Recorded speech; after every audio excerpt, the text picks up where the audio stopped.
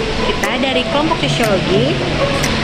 Kita dari kelas 11 Di sini kita mau jelasin tentang materi sosiologi, yaitu perbedaan sosial, diferensiasi sosial, sama stratifikasi sosial. Sebelum mulai ke penjelasannya, kabarnya kita perkenalan dulu ya.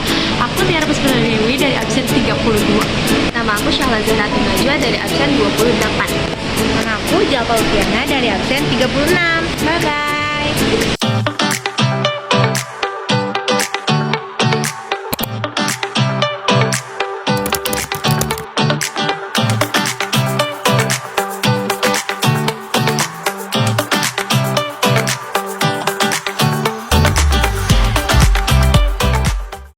Pertama ada status sosial. Status sosial adalah kedudukan atau posisi seseorang dalam masyarakat yang berkaitan dengan lingkungan pergaulan, praktise, serta hak dan kewajiban.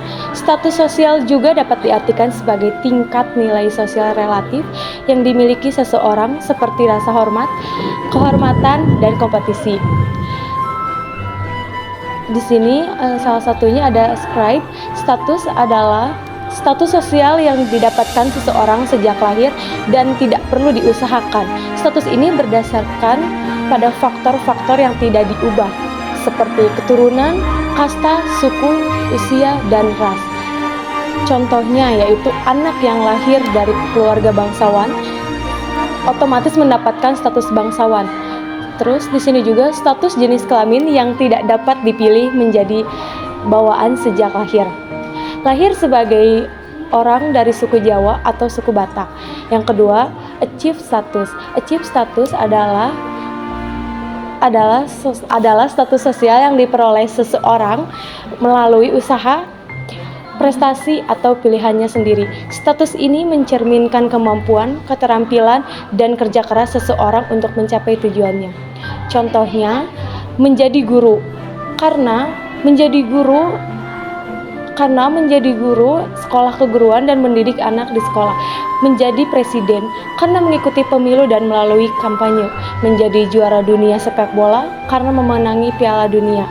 Mendapatkan gelar seperti akademik, sarjana, magister, atau doktor. Mendapatkan pangkat jabatan yang lebih tinggi dalam pekerjaan. Yang terakhir, side status adalah status atau kedudukan yang didapatkan seseorang dari pihak lain, biasanya sebagai bentuk penghargaan atau kepercayaan. Contohnya, gelar kebangsawanan bagi masyarakat umum yang berjasa bagi kerajaan. Pangkat lebih tinggi untuk abdi dalam karena yang bertugas mengembangkan tari. Halo, aku Syahla Zainati Najwa. Aku mau jelasin tentang diferensiasi sosial. Jadi, diferensiasi sosial merupakan pembedaan anggota masyarakat secara horizontal. Artinya, perbedaan ini masih memiliki tingkatan atau derajat yang sama. Menurut ahli sosiologi Surjono Sukanto, diferensiasi sosial adalah bentuk dari variasi pekerjaan, prestise, kekuasaan kelompok, dan dalam masyarakat. Artinya, diferensiasi itu bisa menunjukkan keberagaman yang dimiliki suatu bangsa seperti Indonesia yang memiliki keberagaman suku bangsa, bahasa, agama, dan lain sebagainya. Nah, keragaman tersebut bersifat horizontal alias tidak ada yang lebih tinggi, tidak ada juga yang lebih rendah. Terus, diferensiasi sosial dapat ditandai dengan ciri fisik dan juga ciri budaya. Ciri fisik dapat dilihat dari ciri-ciri yang tampak seperti bentuk rambut, hidung, mata, warna kulit, tinggi badan, dan lain sebagainya. Sedangkan kalau ciri budaya itu dilihat dari perbedaan nilai-nilai yang dianut seperti kepercayaan, sistem kekeluargaan, adat istiadat, dan juga yang lainnya. Untuk selanjutnya ada bentuk-bentuk dari diferensiasi sosial. Yang pertama itu diferensiasi berdasarkan jenis kelamin dan gender. Nah, pembedaan berdasarkan jenis kelamin itu tidak bisa dipertukarkan karena jenis kelamin merupakan kodrat atau takdir dari Tuhan Yang Maha Esa. Sedangkan berbeda dengan gender itu maksudnya seperti sikap, sifat, dan peran. Gender itu dapat berlaku.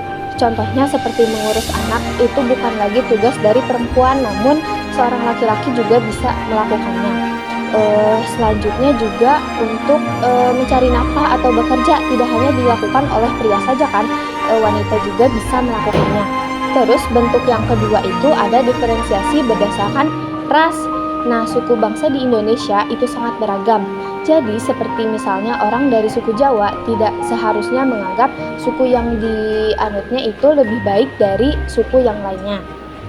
Terus yang ketiga itu diferensiasi berdasarkan suku bangsa atau etnik. Suku bangsa di Indonesia itu sangat beragam. Gus dia dikatnya. Yang keempat itu diferensiasi berdasarkan profesi. Jadi seseorang dengan profesi tertentu tidak bisa menganggap bahwa profesi yang dilakukannya itu lebih baik daripada profesi orang lain. Terus yang terakhir itu diferensiasi berdasarkan agama. Jadi sama dari bentuk-bentuk yang sebelumnya, orang dari agama tertentu tidak bisa menganggap bahwa agama yang dianut oleh dirinya itu lebih baik dari agama orang lain, karena pasti setiap agama mengajarkan kebaikan, namun dalam bentuk yang berbeda-beda. Selanjutnya, di sini saya Zalhutpiana akan menjelaskan tentang stratifikasi sosial. Menurut Fitri Masarokin, stratifikasi sosial adalah perbedaan penduduk atau masyarakat dalam kelas-kelas secara bertingkat yang diwujudkan dalam kelas tinggi, sedang, dan rendah. Dasar dari stratifikasi sosial yang pertama adalah kekayaan. Kekayaan berkaitan dengan pendapatan, sehingga individu yang memiliki kekayaan paling banyak termasuk dalam lapisan teratas. Kekayaan tersebut bisa dilihat dalam bentuk rumah, mobil pribadi, cara mereka menggunakan pakaian, kebiasaan berbelanja, dan lain sebagainya. Nah, biasanya orang yang dianggap memiliki kekayaan lebih tinggi akan lebih dihargai oleh masyarakat sekitar. Yang kedua yaitu kekuasaan. Kekuasaan ini berkaitan dengan kemampuan seseorang untuk menguasai pemerintahan berdasarkan kewibawaan, kewenangan, atau kekuatan fisik. Seseorang yang memiliki kekuatan fisik ini akan memiliki wewenang yang besar, maka akan menempati lapisan atas. Dicontohkan dengan kehidupan para raja, di mana memiliki kekuasaan absolut. Dalam kehidupannya, raja dan keluarga serta keturunannya akan berada pada lapisan paling atas yang dihormati oleh rakyatnya. Yang ketiga ada kehormatan. Seseorang yang dihormati dan disegani di masyarakat akan menempati lapisan paling atas dalam stratifikasi sosial. Yang biasanya menempati paling atas adalah biasanya itu golongan tua. Demikian juga para pemimpin agama, mereka akan sangat dihormati oleh para umatnya, bahkan perilakunya akan diteladani oleh di kehidupan sehari-hari. Yang keempat yaitu keturunan. Status sosial dalam masyarakat ini dapat diperoleh melalui kelahiran. Contohnya adalah masyarakat feodal, anggota masyarakat dari anggota keluarga dari keturunan raja atau mungkin kaum bangsawan akan menempati lapisan paling atas. Yang kelima yaitu ada pendidikan atau ilmu pengetahuan. Dalam kehidupan masyarakat yang modern ini, orang yang memiliki keahlian atau berpendidikan akan mendapatkan penghargaan yang lebih tinggi dibandingkan orang yang tidak memiliki keahlian atau pendidikan yang kurang. Contohnya sekarang ini seorang yang berpendidikan tinggi seperti sarjana akan lebih memiliki kesempatan mendapatkan pekerjaan yang lebih tinggi dengan lebih mudah dibandingkan dengan seorang yang hanya lulusan SMA atau SD. Ada sifat stratifikasi sosial. Mempermudah dan kesempatan masyarakat percakapan atau keahlian untuk naik pada lapisan atas maupun masuk ke lapisan sosial bawah karena mengalami penurunan prestasi. Artinya dalam stratifikasi sosial terbuka ini setiap individu bebas untuk memiliki kedudukan yang lebih tinggi atau turun pada kedudukan yang lebih rendah. Contohnya, seorang karyawan yang memiliki jabatan yang lebih tinggi menjadi manajer karena ia memiliki kepribadian yang rajin dan loyal. Artinya dari individu itu memiliki keinginan untuk kedudukan yang lebih tinggi sehingga ia mampu merubah kedudukannya di masyarakat. Yang kedua yaitu bersifat tertutup. Sistem lapisan sosial tertutup ini membatasi perpindahan individu ke lapisan atas atau turun ke lapisan bawah. Artinya sistem tertutup biasanya berdasarkan pada keturunan sehingga individu tidak bisa untuk naik kelas atau turun dari kelas sosialnya. Contohnya yaitu sistem kasta pada masyarakat beragama Hindu. Sistem kasta tersebut sudah ada saat kelas sosial dilahirkan. Sistem kasta sosial ini membuat lapisan kasta terendah tidak bisa naik ke atas, begitupun sebaliknya. Yang ketiga yaitu sistem stratifikasi sosial campuran.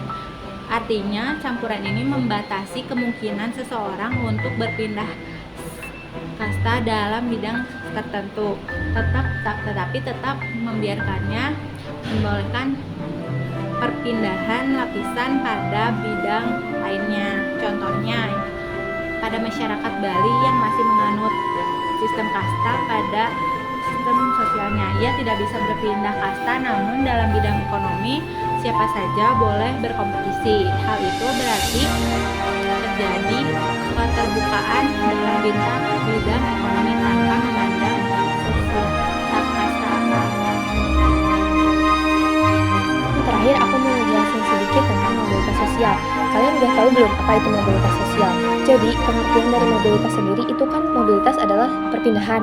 Jadi kalau mobilitas sosial itu perpindahan seorang individu dari suatu tempat ke tempat lainnya. Terus kalau mobilitas sosial di sini itu ada 4 jenisnya. Yang pertama itu vertikal, horizontal, terus ada intergenerasi dan antargenerasi. Nah kalau yang mobilitas sosial vertikal ini dibagi lagi menjadi 2. Yang pertama itu mobilitas sosial vertikal ke atas. Maksudnya itu contohnya kayak seorang siswa yang dari dia asalnya kelas 10 terus dia berhasil naik tingkat ke kelas 11. Nah itu kan merupakan suatu kenaikan yang bagus gitu, yang positif. Terus kalau vertikal ke bawah itu kayak seorang karyawan yang di PHK oleh atasannya di kantornya. Itu merupakan contoh dari mobilitas sosial vertikal yang ke bawah. Terus yang kedua itu mobilitas sosial horizontal. Nah kalau contohnya itu kayak seseorang yang dari rumahnya misalkan di Jakarta dia pindah ke Bandung misalkan. Nah jadi kan itu dia cuma pindah tempat doang, nggak ada kenaikan atau apalah kayak gitunya. Terus yang ketiga itu ada mobilitas sosial intergenerasi. Jadi maksudnya itu mobilitas yang terjadi dalam satu generasi, jadi masih terjadi dalam satu generasi aja. Terus yang terakhir itu adalah mobilitas sosial antar generasi. Maksudnya itu berbeda sama yang intergenerasi. Yang antar generasi ini terjadi dalam beberapa generasi begitu. Assalamualaikum.